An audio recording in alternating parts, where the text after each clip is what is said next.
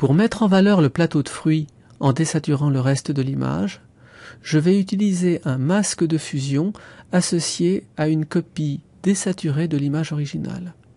Première étape, dupliquer l'image originale, c'est-à-dire le calque d'arrière-plan, dans le menu calque, dupliquer le calque. Je vais lui donner comme nom calque numéro 1. Et je vais désaturer complètement ce calque grâce à l'outil de couleur, teinte saturation, et je désature complètement. Ok ? J'ai maintenant un arrière-plan en couleur, occulté par un calque en noir et blanc. Je vais maintenant sélectionner le plateau de fruits, avec un contour progressif, par exemple de 15 pixels. Et comme c'est le reste de l'image que je veux voir désaturé et non pas le plateau de fruits, je vais inverser cette sélection. Et maintenant, créer sur le calque numéro 1 un masque qui tient compte de la sélection. Je valide. Je peux tout désélectionner. Et je regarde comment est composé l'ensemble de mon image. J'ai toujours mon arrière-plan en couleur et mon calque numéro 1 en noir et blanc qui apparaît à travers ce masque de fusion. On peut dire qu'il apparaît à travers les parties blanches du masque de fusion, puisque les parties noires bloquent les parties correspondantes du calque numéro 1.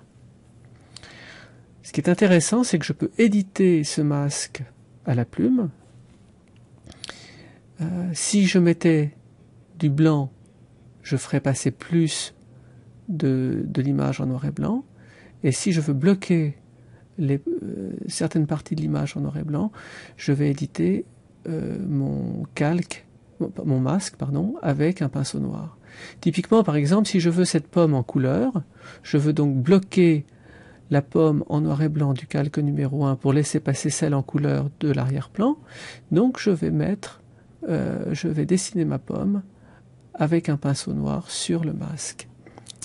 C'est ce que je vais faire. Je prends un pinceau noir et je dessine sur ma pomme.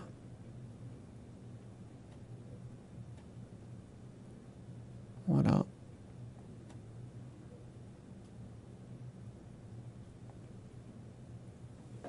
Et voilà qui est fait. Alors on voit quelle est la souplesse de ces masques de fusion.